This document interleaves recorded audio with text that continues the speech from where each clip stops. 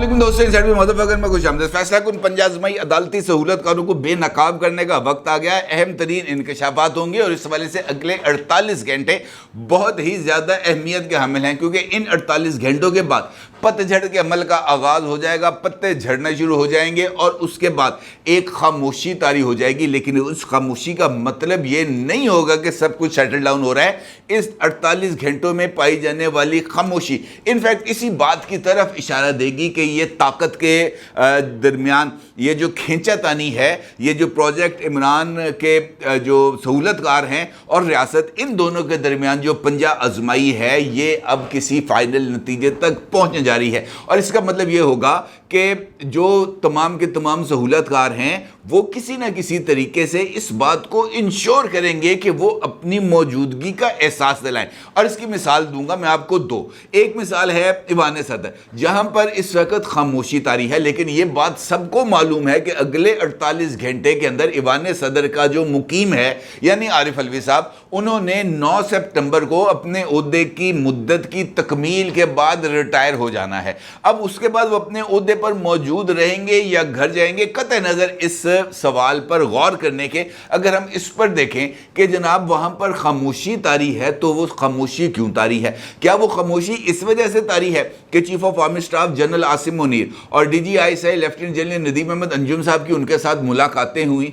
या वो खामोशी इस वजह से तारी है कि इंतखाबात की तारीख का ऐलान करने के लिए जो उन्होंने खत लिखा था वजारत कानून को, वहां से जवाब भी आ गया और इंतबा भी कर दिया गया, रोक भी दिया गया कि जनाब आपने इंतखाबात की तारीख का ऐलान नहीं करना? तो क्या सदर ममलिकत ने इस बात को तस्लीम कर लिया कि जनाब अब ये मेरा इस्तेकाक नहीं? बिल्कुल गलत, ऐसा नहीं है। क्योंकि सदर साहब जाने से पहले कुछ इस तरह की हरकत ज़रूर करके जाएंगे जो प्रोजेक्ट इमरान खान से वाबस्ता अफराद या इदारों का तुर्रे इम्तियाज़ बन चुका है। अगर आप गौर करें तो पाकिस्तान बार काउंसिल इस वक्त सुप्रीम कोर्ट ऑफ पाकिस्तान में एक पिटिशनर है और उनकी जो पिटीशन है वो 90 दिन में इंतखाबात के हवाले से ही है। पाकिस्तान बार काउंसिल ने खुद सदर आरिफ अलवी साहब से इस बात का मुतालबा भी किया है कि जनाब आप रिटायरमेंट से पहले इंतखाबात की तारीख का ऐलान कर दें, और वो इंतखाबात की तारीख जो है वो 90 दिन के आइनी मुद्दत के दरमियान ही होनी चाहिए।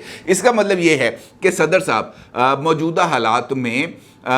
इस बात पर गौर कर सकते हैं या गौर कर रहे हैं कि अगले 48 घंटों में उनको इंतखाबात की तारीख का मुमकिन तौर पर ऐलान करना है। और इसके साथ साथ वो इस बात पर भी गौर कर रहे होंगे कि अगर वो इंतखाबात की तारीख का ऐलान करते हैं तो उसके बाद सूरत हाल को फेस करने के लिए उन्हें ईवान सदर में ही मौजूद रहना चाहिए या उनको इस्तीफ़ा दे देना चाहिए। मेरा ये ख्याल है कि सदर आरिफ अलवी साहब अगले 48 घंटों में मुमकिन तौर पर इंतखाबात की तारीख का ऐलान करते हुए रिटायर हो जाएंगे, इस्तीफ़ा दे देंगे, घर चले जाएंगे और उसके बाद वो अपने इस फैसले का अदालतों में जाकर पाकिस्तान बार काउंसिल की दी जाने वाली पिटीशन के तहत उसको डिफेंड करेंगे। अब अगर सदर साहब इस इंतखाबात की तारीख का ऐलान कर देते हैं, जिसका खदशा मुख्तलिफ लोग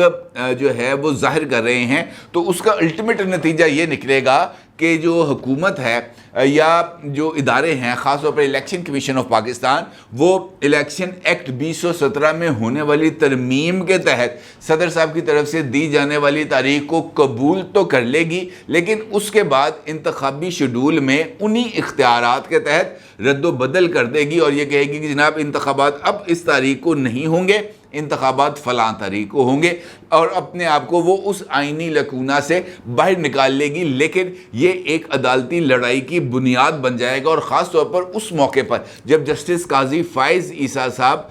सुप्रीम कोर्ट ऑफ पाकिस्तान में मौजूद होंगे बतौर चीफ जस्टिस ऑफ पाकिस्तान, और अगर वो पाकिस्तान तहरीक इंसाफ या पाकिस्तान बार काउंसिल की तरफ से दी जाने वाली इस पिटीशन का फैसला जो पाकिस्तान बार काउंसिल की अपील को मुस्तरद करते हुए देंगे, तो फिर जो काजी फ़ाइज़ ईसा साहब हैं वो डे फर्स्ट से ही मुतनाज़ हो जाएंगे। यानी ये एक मल्टीपल किस्म की चीज़ें हैं जो चल रही हैं, और इसका मकसद एक जानिब जो रियासत है उसके ऊपर दबाव बढ़ाना है, तो दूसरी जानिब जो जस्टिस काजी फ़ाइज़ ईसा साहब हैं उनको पहले दिन से ही एक जिसे हम कह सकते हैं डिफेंसिव पोजीशन पर लेके आना है, تاکہ وہ آئین اور قانون کے مطابق فیصلے نہ کر سکے، کیونکہ آپ کسی جج سے اس بارے میں تو گمان ہی نہیں کر سکتے نا کہ وہ یہ کہے گا، اور خاص طور پر جسٹس قاضی فائز عیسیٰ جیسا جج کہ جناب نہیں، یہ جو آئین کے اندر جو مدت دی گئی ہے میں اس کے اوپر جو ہے وہ کمپرومائز کرتا ہوں، وہ یقینی طور پر ایسا فیصلہ نہیں لے سکتے، لہٰذا یہ ان کے لیے ایک بہت ہی سخت قسم کا ایک مرحلہ ہوگا جہاں سے ان کو گزرنا ہوگا۔ دوسری مثال آپ کو دیتا ہوں کہ کبھی ایسا دیکھا آپ نے کہ عدلیہ کی طرف سے آرڈر آ جائے یا ایک ایسی آبزرویشن آ جائے جس میں یہ کہا ہو انتظامی افسران کو کہ آپ نے انتظامی اختیارات استعمال نہیں کرنے؟ یہ بالکل ویسے ہی ہے جیسے کسی بھی دفتر میں موجود اکاؤنٹنٹ سے یہ بات کہہ دی جائے کہ بھائی آج کے بعد تو نے حساب کتاب نہیں رکھنا، تو نے یہ نہیں دیکھنا کہ کتنی ادائیگیاں کرنی ہے، کتنی وصولیاں کرنی ہیں، اور یہ جو فرق ہے یہ کیا ہے، تم نے جو تنخواہیں ہیں ان کی ادائیگیوں کا حساب کتاب نہیں کرنا، تم نے کسی طرح کے یہ جو دفتر کے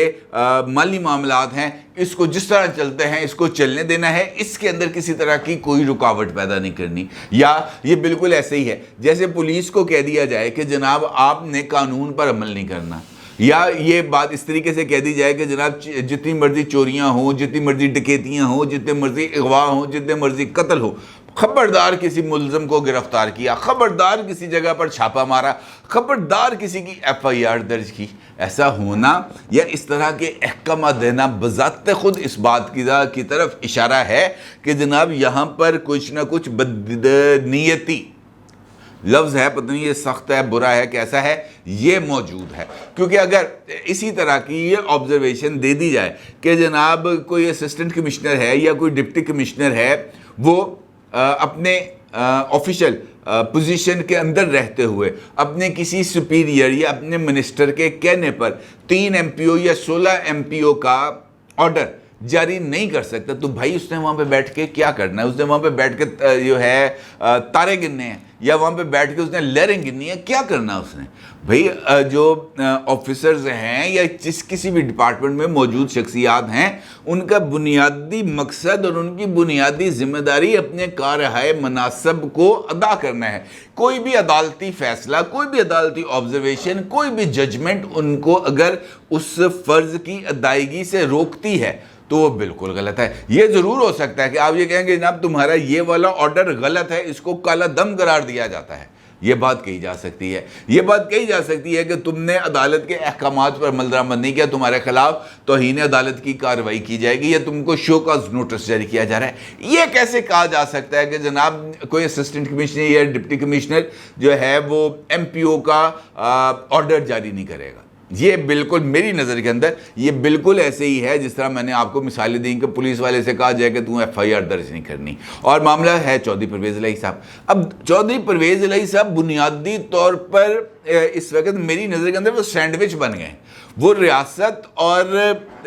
جو ریاست کے جو دیگر ادارے ہیں جہاں پر پروجیکٹ عمران خان کا اثر و نفوذ موجود ہے، وہ اس کے درمیان کچلے جا رہے ہیں۔ ایک فریق ان کو اپنی طرف کھینچتا ہے، دوسرا فریق ان کو اپنی طرف کھینچتا ہے۔ اگر چودھری پرویز الہی صاحب کی اپنی پوزیشن دیکھی جائے تو ان کو اگر انڈیپینڈنٹلی موقع ملے یا ان کے ساتھ واقعتاً حقیقی معنوں میں اسٹیبلشمنٹ رابطہ کرے، جو میری اطلاعات ہیں ابھی تک چودھری پرویز الہی صاحب سے کسی ایک بندے نے اسٹیبلشمنٹ کے کسی 3rd tier 4th tier عہدیدار کی طرف سے بھی رابطہ نہیں کیا گیا کہ جناب آپ پریس کانفرنس کر دیں۔ جس دن چودھری پرویز الہی صاحب سے رابطہ کر لیا جائے گا اس کے آدھے گھنٹے بعد چودھری پرویز الہی صاحب پریس کانفرنس کر دیں گے۔ اب اگر وہ پریس کانفرنس نہیں کر رہے تو اس کی وجہ ہے کہ ان سے کہا نہیں جا رہا، لیکن اس کے باوجود یہ جو کھینچا تانی ہے چودھری پرویز الہی صاحب کے نام پر، یہ اس وجہ سے ہے کہ ریاست اپنی رٹ کو یا اپنی طاقت کو اسٹیبلش کرنا چاہتی ہے، اور جو پروجیکٹ عمران خان کے سہولت کار ہیں وہ اپنی طاقت اور اپنی رٹ کو استعمال کرنا چاہتے ہیں، کیونکہ عمران خان کے لیے وہ یہ رٹ کو اس وقت یا اپنی اس جو طاقت ہے اس کو وہ استعمال نہیں کر پا رہے۔ عمران خان صاحب اب کنوکٹڈ ہیں، ان کی سزا اس وقت تک موجود رہے گی جب تک کوئی کورٹ آف لا ان کی سزا کو کالا دم قرار نہیں دے گا، اور اس کے لیے اب براہ راست کے سپریم کورٹ آف پاکستان میں نہیں سنا جا سکتا، اور خاص طور پر اس موقع پر جب یہ 9 سپٹمبر کو عارف علوی صاحب نے گھر جانا ہے، 16 سپٹمبر کو عمر عطا بندیال صاحب نے گھر جانا ہے، 18 سپٹمبر کو ایک اور شخصیت نے ریٹائر ہونا ہے، تو یہ سب کچھ ایک لائن کے اندر چیزیں چل رہی ہیں، آپ اس کو ایک دوسرے سے الگ کر کے کسی بھی صورت نہیں دیکھ سکتے۔ لہٰذا یہ کہہ دینا کہ جناب یہ جو ہے گلیاں اجڑ کی سنیاں میں مرزا یار پھرے گا، ممکن نہیں ہے، یہ اب چیزیں آؤٹ آف کویسچن ہو چکی ہیں، اور جب جو کینوس ہے وہ بہت ہی زیادہ براڈ ہونے کے بعد اب کلوز ہو رہا ہوگا، تو تب وہ سسٹم، وہ طاقت، وہ تمام لوگ جو پہلے ایک دوسرے کے ہاتھوں میں ہاتھ ڈال کر چلتے تھے اور اب ان کو مخالف سمتوں میں جانا پڑا ہے، تو تیوریوں پر بل تو پڑیں گے، ماتھے پر بل تو پڑیں گے، اور پھر اس بات کا بھی اگر زوم ہو جائے کہ جناب طاقت ہے ہمارے پاس، ہم ایک آرڈر کر دیں گے وزیر اعظم گھر چلا جاتا ہے، تو پھر اس زوم کو کسی نہ کسی طریقے سے ختم بھی تو کرنا ہے۔ اب اس کا مطلب یہ ہے کہ چودھری پرویز الہی صاحب کے لیے جو گنجائشیں بنائی جا رہی ہیں وہ انفیکٹ ایک پیغام ہے، اور دوسری طرف سے سسٹم جس طریقے سے ریئیکٹ کر رہا ہے وہ بھی ایک پیغام ہے۔ اب یہ جو دونوں طرف سے کھینچا تانی ہے، اس کا لاجیکل اینڈ کیا ہوگا، یہ ایک امپورٹنٹ سوال ہے۔ اس کا مطلب یہ ہے، اس سوال کا اگر ہم نے جواب تلاش کرنا ہے تو وہ سمپل ایک ہو سکتا ہے کہ وہ فریق جو اس وقت سینڈوچ بنا ہوا وہ درخواستیں ڈالنا بند کر دے۔ لیکن اگر آپ غور کریں آج صبح سے لے کر اب تک، تو ہمارے لاہور ہائی کورٹ ہو یا اسلام آباد ہائی کورٹ ہو، وہاں پر جتنی بھی چیزیں آئی ہیں وہ تمام کی تمام عمران خان صاحب اور عمران خان صاحب کی جماعت سے وابستہ افراد کی ہی آئی ہیں۔ عام آدمی کے لیے تو شاید سسٹم کے اندر اتنی گنجائش ہی نہیں رہ گئی کہ وہ چیزوں کو دیکھ سکے یا اس کے اوپر غور کر سکے کہ کیا ہم نے کرنا ہے یا کیا نہیں کرنا۔ مثال دیتا ہوں، آج جو کیسز سنے گئے، چیف جسٹس اسلام آباد ہائی کورٹ عمران خان کی درخواستیں مسترد ہونے کا کیس سن رہے ہیں، لاہور ہائی کورٹ کے جسٹس مرزا وقاص پرویز الہی کا جو ہے وہ کیس سنیں گے، اور وہ جو ان کا کیس تھا رہائی اور بعد میں ان کو دوبارہ گرفتار کرنے کا، اور اس کے اوپر بھی انہوں نے جو درخواست ہے اس کو اب نپٹا دیا ہے، اور چونکہ چودھری پرویز الہی صاحب پہنچے نہیں تھے، البتہ کنٹیمپٹ کی کارروائی جو ہے وہ اپنے طور پر جاری رہے گی۔ Chief justice Lahore high court نے جناب جو جرنلسٹ ہیں عمران ریاض خان صاحب، ان کا کیس سنا، اور جو پولیس تھی ان کی طرف سے یہ کہنا تھا کہ جناب عمران ریاض صاحب کے لیے کچھ